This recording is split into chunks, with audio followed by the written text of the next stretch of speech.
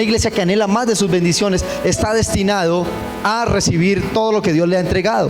¿Cuántos dicen amén a esto? Todo lo que Dios le ha prometido. ¿Cuántos dicen amén a esto?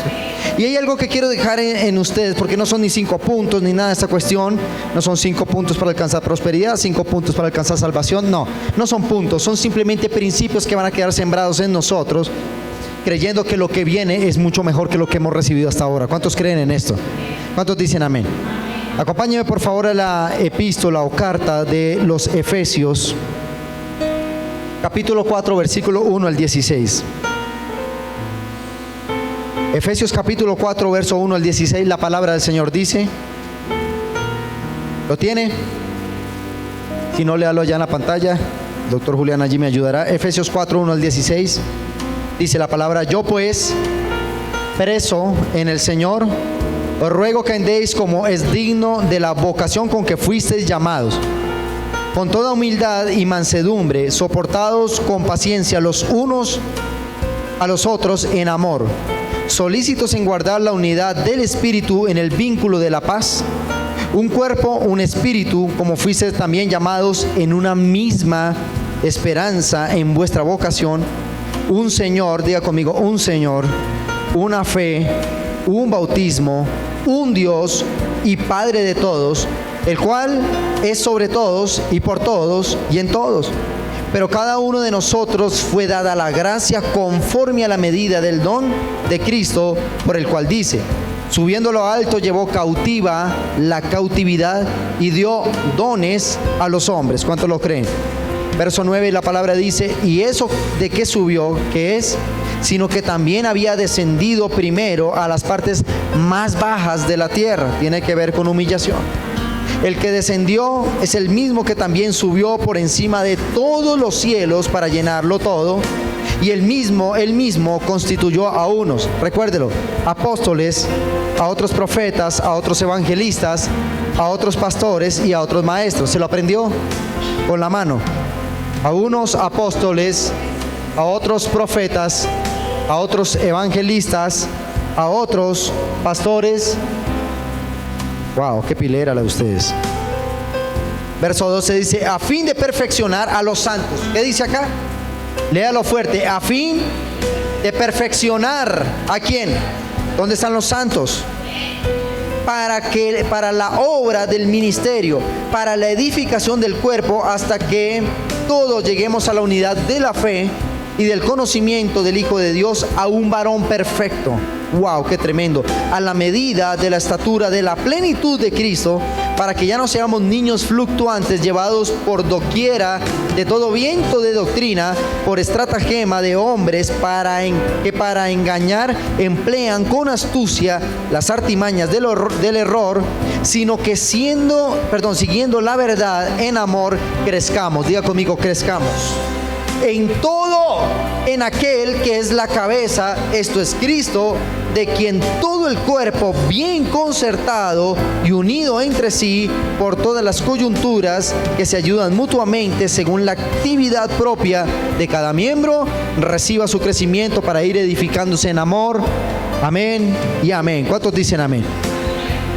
Amada iglesia, el secreto del crecimiento, voy a comenzar casi que con el fin, pero creo que comienzo con esto y termino con esto. Voy a tomar este primer versículo que de hecho lo vimos en el Congreso, se nos fue enseñado allí. Tomando este versículo 1 y 2, vamos a ver cómo el apóstol Pablo, ¿cuántos conocen la historia de este gran hombre? ¿Y qué se imagina usted cuando le hablan del apóstol Pablo? ¿De qué podemos hablar? Nómbreme con una sola palabra, mencióneme a qué dimensión lo lleva el apóstol Pablo. Apóstol, ¿qué más era? Fundador de cientos de iglesias. ¿Qué otro? ¿Cuál otro? Servidor de Cristo, perseguidor de cristianos, perfeccionado en los santos. ¿Qué otra cuestión podemos hablar del apóstol Pablo? Padre de multitudes, las más grandes iglesias, pastor de esas iglesias, multitudes, avivamientos, sanidades, milagros, resurrección de muertos. Esa era una pequeña biografía de la hoja de vida del apóstol Pablo. Cuando hablamos del apóstol Pablo, hablamos de lo más alto del pastorado, lo más alto del diaconado, lo más alto de la calificación de un ministro de Cristo. Pero el apóstol Pablo, en el versículo 1 y 2, escúcheme bien, comienza dando una tarjeta de presentación que dice: yo pues, preso en el Señor. ¿Cómo dice? Mira cómo él se presenta a su iglesia. En muchas ocasiones él se presenta: yo, Pablo, apóstol de Jesucristo. Pero la palabra, vamos a entender algo, la palabra apóstol o apostolado, que viene del griego apóstolos, quiere decir básicamente servidor o servidumbre. La palabra apóstol no tiene nada de espectacular, porque cuando se nos habla de la palabra apóstol creemos una cuestión tremenda y un superhombre. Simplemente apóstoles es la palabra servidor. Apóstoles de Jesucristo quiere decir que servimos a un gran Señor. Él se presenta: yo pues, preso en el Señor. Diga conmigo: preso en el Señor. Cuando él se presenta como preso en el Señor, aquí hay algo que debemos tener en cuenta. Cuando un preso está allí en ese lugar de reclusión, el preso no puede decidir por sí solo su destino, porque está sometido obligatoriamente bajo el poder de la ley, bajo el imperio de la ley. Un preso, si no quiere comer a la hora que le sirven el almuerzo, pues se quedó sin almuerzo, porque él no decide en ese momento su destino. Él no decide tampoco su presente y mucho menos su futuro, porque está en manos de la justicia. Hay seres superiores, jueces, leyes, constitución, que lo gobiernan y lo someten de una manera casi que forzada a las leyes de su prisión. Dicen amén. Si el preso a la hora del almuerzo le sirven calabaza y él dice: no me gusta la calabaza, pues entonces simplemente le dicen: no comes, siguiente, y el que le guste bien y el que no, no podemos hacer nada. Entonces el preso pierde voluntad. Diga conmigo: pierde voluntad. ¿Por qué el apóstol Pablo, el gran apóstol Pablo, se presenta como preso en el Señor? Porque él entendió que el éxito de su ministerio era ser un preso de Cristo, preso del Señor. Un hombre que ya no gobernara ni pastoreara su iglesia bajo su propia voluntad, sino que cumpliera órdenes explícitas del rey al que le servía. ¿Cuántos dicen amén? Yo pues, diga conmigo: yo pues, preso en él. Dice: os ruego, leamos ese versículo 1 y 2, os ruego que andéis como es digno de la vocación como fuiste llamados, o con que fuiste llamados, con toda humildad. ¿Cómo dice? Y mansedumbre. Estas palabras, si está tomando nota, coloque estas palabras: con toda humildad y mansedumbre. ¿Qué estaba caracterizando el ministerio del apóstol Pablo? Que era un hombre manso y humilde. La grandeza del apóstol Pablo jamás lo atropelló, porque era un hombre que entendía que estaba preso en las cadenas de Cristo. Aunque físicamente él estaba preso, también entendió que estaba preso en Cristo. Más adelante lo expresó de la siguiente manera: ya no vivo yo, sino que Cristo gobierna, vive, piensa, camina, ve, habla por mí. El éxito del ministerio, el éxito de una vida en Cristo, en la economía, empresarialmente, ministerialmente, profesionalmente, familiarmente, va a tener una vida de éxito cuando el Señor de su casa es Cristo y nosotros somos esclavos a la voluntad divina. ¿Cuántos dicen amén? ¿Cuántos dicen amén? Entonces, encontramos algo. ¿Por qué pastor nos tiene que predicar esto? Porque cuando se terminó el congreso, yo vine el lunes temprano acá con algo de sueño, pero acá llegué a orar en la mañana antes de salir al trabajo. Yo le decía al Señor: y después de esto que viene, ¿yo qué le voy a predicar a la iglesia el viernes, el sábado, el domingo? ¿Yo qué le voy a decir? De una cosa tan tremenda, esta palabra que fue soltada, ¿yo qué le voy a decir? Y el Señor, en este primer punto, cuando me llevó a esta palabra, le dice: dile a mi pueblo que si quieren recibir más y que si quieren entrar a la nueva dimensión, a una siguiente dimensión de gloria, lo único que tienen que hacer es ser una iglesia humillada delante de Él. Dile que entren a la dimensión de la esclavitud y presos en Cristo Jesús. El apóstol Pablo estaba escribiendo esta carta en la dimensión más alta de su iglesia en Éfeso.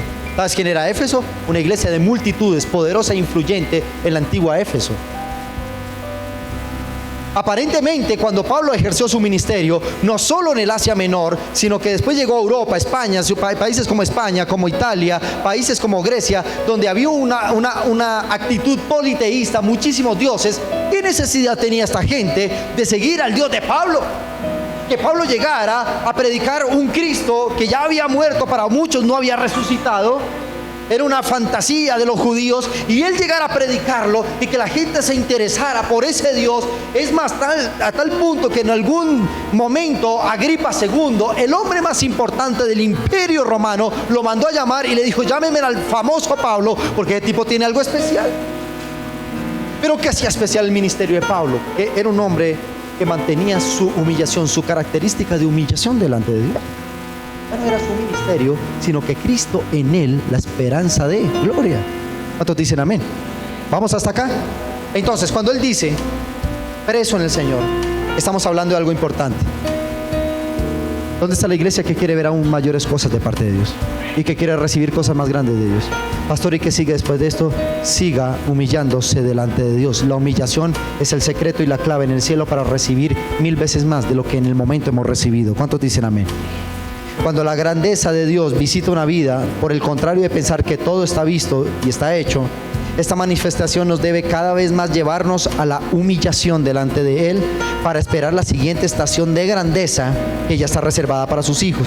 Levante su mano derecha y diga conmigo: a mayor confianza y a mayor humillación, mayor grandeza para nosotros. ¿Cuántos dicen amén? Punto número 1, diga conmigo, punto número 1: para mantener la bendición debo ser esclavo de Cristo. Número 2, en el versículo 3 y 6 dice: solícitos en guardar la unidad del Espíritu en el vínculo de la paz. Un cuerpo, un espíritu, como fuiste también llamados, en una misma esperanza de vuestra vocación, un Señor, una fe, un bautismo, un Dios y Padre de todos, el cual es sobre todos y por todos y en todos. Diga conmigo: atesorando y guardando algo como si nunca lo hubiéramos recibido. ¿Cuál es la iglesia que va a recibir más? Una iglesia que lo que recibió ayer lo digirió rápidamente y espera recibir algo nuevo hoy.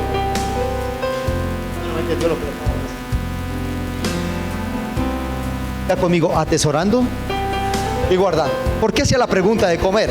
Lo que usted comió ayer tal vez estaba delicioso, pero ya pasó y hoy vas a comer algo mucho más delicioso. Porque cuando viene el Espíritu Santo y visita su iglesia, dijimos: uy, qué unción la del culto de ayer, estuvo tremendo. Hoy tiene algo mayor que lo... Porque a Dios le encanta traer sobre su pueblo algo nuevo, vino nuevo, aguas frescas. Una persona no puede renunciar porque Dios le entregó un carro, le entregó una casa, porque le entregó un ministerio. Ay, yo ya vi toda la gloria. No, ¿qué sabes tú? Que lo que nos entregó Dios apenas es las gotas de un río que está a punto de ser manifestado y soltado sobre nosotros. Muchas veces esta palabra se dice: es que los pastores son avarientos porque cada vez quieren más y más. No, no es que sea avariento, es que mi Dios tiene más para mí cuando me humillo ante su presencia. Pero los pastores, porque crecen en las mega iglesias y cada vez tienen más porque un corazón contrito y humillado jamás Dios lo despreciará. ¿Cuántos dicen amén? Entonces la iglesia, para garantizar el éxito, número 1, debe humillarse. Número 2, atesorar y guardar algo como si nunca lo hubiese recibido. Número 3, dice la palabra del Señor, versículo 7 al 11, dice: pero a cada uno de nosotros nos fue dada la gracia conforme a la medida del don de Cristo, por lo cual dice: subiendo a lo alto llevó la cautiva la cautividad. Versículo 9: y eso de que subió, ¿qué es? Sino que también había descendido primero a las partes más bajas de la tierra. El que descendió es el mismo que también subió por encima de todos los cielos para llenarlo todo, y el mismo constituyó a unos apóstoles, a otros profetas, a otros evangelistas, a otros pastores y a otros maestros. Entendamos algo acá. Cuando viene el derramamiento del Espíritu Santo, necesariamente Dios tiene que comenzar a impartir los ministerios y los dones para cada uno de nosotros. ¿Cuántos dicen amén? Dios no puede manifestar el poder si no hay dones y si no hay ministerios en la iglesia. ¿Y para qué rayos un congreso? Porque en este congreso, ¿sabes qué pasó? Cayó sobre toda la iglesia mantos ministeriales y mantos con muchos dones que nos van a dar el poder de desarrollar. ¿Cuánto te estoy hablando? Dios en este congreso te dio el poder para generar finanzas, te dio el poder para orar sobre los enfermos y sanar, te dio el poder para multiplicar la iglesia, te dio el poder para interpretar un instrumento y tú no lo sabes. Dice que recibí en los próximos días, esa manifestación se va a hacer vida, porque lo que recibes en el Espíritu tarde que temprano se manifiesta en la carne. Yo no sabía eso, pastor. Sí, pues para eso se organiza un congreso y para eso se anhela su gloria, para que Él constituya a unos apóstoles, a otros profetas, a otros maestros, a otros pastores y a otros evangelistas. Los ministerios, el desarrollo ministerial viene por causa, número uno, de humillarnos delante de Dios, de atesorar y guardar la palabra. Entonces Dios dice: te puedo entregar un gran ministerio. Ahora, cuando hablamos de ministerio, esta palabra yo la podría dar, no sé, en una iglesia repleta de pastores, porque tiene que ver con eso. Pero cuando hablamos de ministerio, inmediatamente a los que cantan, los que predican, los que sirven, usted tiene un ministerio como padre, un ministerio como profesional, usted tiene un ministerio como madre, usted tiene un ministerio como hijo, porque todos cumplimos un rol y una función en la jurisdicción que Dios nos colocó. Y si usted tiene una empresa, entonces vendrán dones y ministerios que harán multiplicar tu empresa. ¿Cuántos dicen amén? Vendrán dones y vendrán ministerios para que tus hijos sean guiados por el camino de la verdad.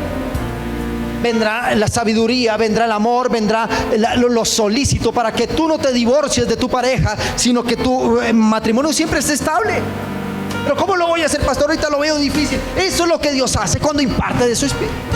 Te da estrategia, te da sagacidad y te da sabiduría para hacer bien lo que Dios te ha encomendado.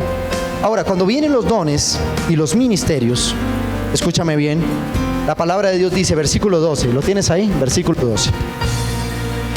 Dice, a fin de perfeccionar a los santos. ¿A quién?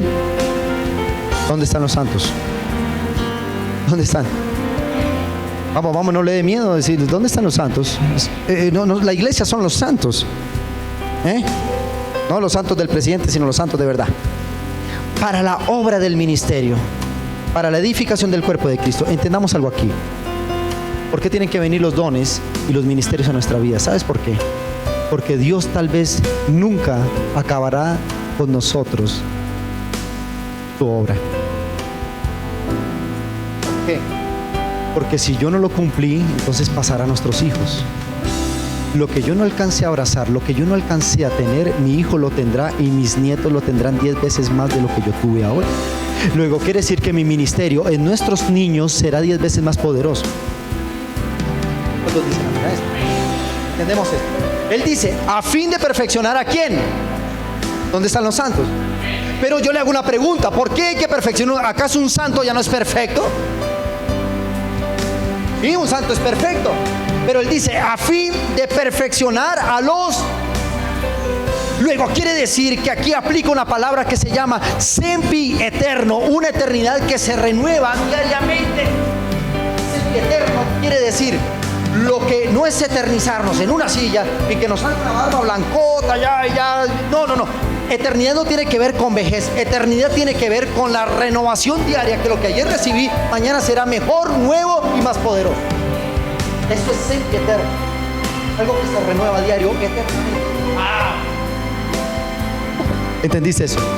¿Qué dice ahí? Dice, ¿para perfeccionar a quién? ¿Dónde están los santos?